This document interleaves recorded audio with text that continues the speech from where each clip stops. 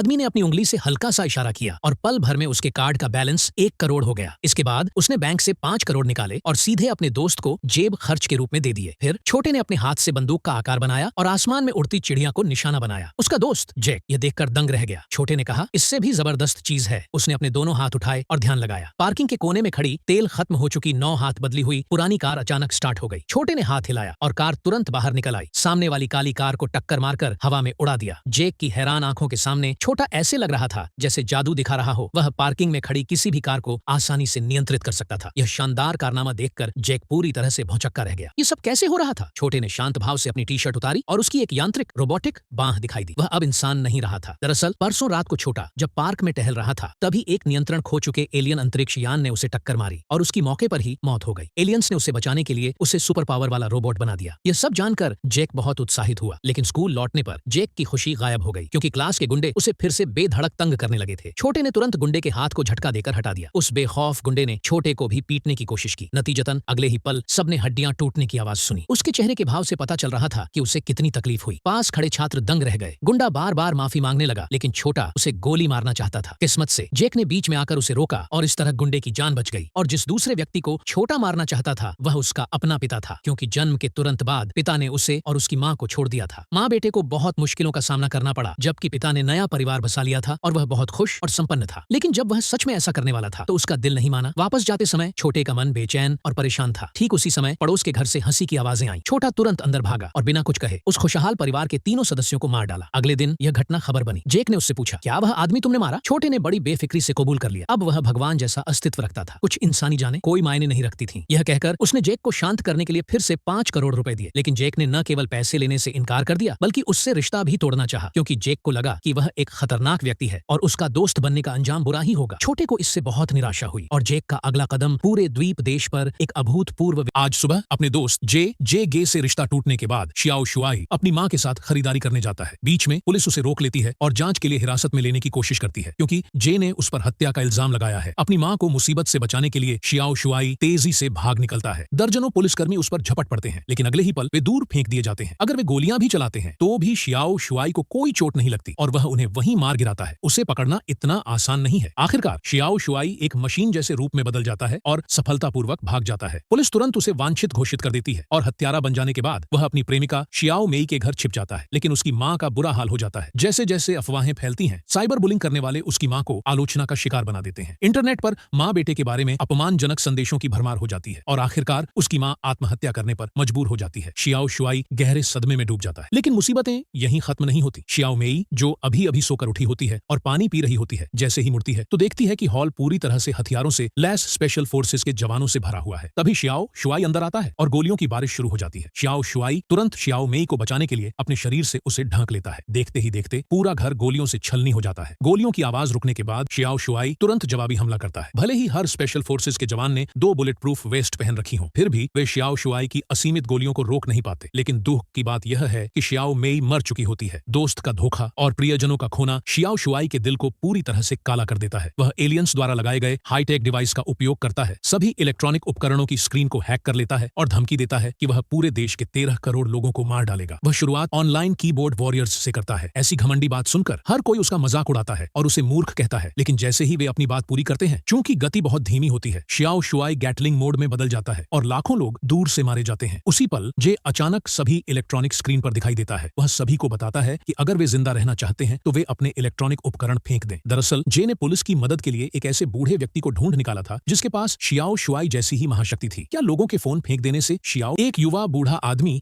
एक मरते हुए कबूतर को उठाता है। अगले ही पल कबूतर की शारीरिक संरचना उसकी आंखों के सामने आ जाती है। और भी हैरानी की बात यह है कि उसके हाथों से कबूतर को ठीक किया जाता है। सफेद कपड़े पहने व्यक्ति की चौड़ी आंखों के सामने कबूतर तुरंत पूरी तरह से ठीक हो जाता है। खुश होने का मौका भी नहीं मिला था कि उसे 80 किलोमीटर दूर से एक अनजान महिला की मदद की पुकार सुनाई देती है। आवाज का पीछा करते हुए वह एक अस्पताल पहुंचता है। पता चलता है कि एक महिला डॉक्टर से अपनी मरती हुई बेटी को बचाने की गुहार लगा रही है। बूढ़ा आदमी चुपचाप कमरे में जाता है और उसका दिमाग तुरंत लड़की को स्कैन करना शुरू कर देता है। कबूतर को बचाने की तरह वह अपना हाथ लड़की के सिर पर रखता है। कुछ ही देर में लाइलाज बीमारी से पीड़ित लड़की चमत्कारिक रूप से ठीक हो जाती है। यह देखकर डॉक्टर शॉन भी दंग रह जाता है। अपनी महाशक्ति के बारे में पता चलने के बाद बूढ़ा आदमी बहुत खुश होता है। उसी दिन वह अस्पताल के सभी मरीजों को ठीक कर देता है और वह काफी खुश था। लेकिन घर आकर सूप पीने के बाद उसके शरीर में कुछ गड़बड़ी हो जाती है। उसके हाथ से लगातार धुआं निकलने लगता है। उसे लगता है कि उसके हाथ में कुछ है। हल्के से दबाने पर उसकी उंगली एक चार्जिंग पोर्ट बन जाती है। दरअसल जब एलियन स्पेसशिप पार्क से टकराया था तब वह भी वहां मौजूद था, इसलिए छोटे आदमी की तरह उसे भी एलियंस ने इंसान रूपी हत्यारे रोबोट में बदल दिया था। इस दिन जैक उससे मिलता है और पुलिस को छोटे आदमी को पकड़ने में मदद करने के लिए हाथ मिलाने को कहता है। न्यायप्रिय बूढ़ा आदमी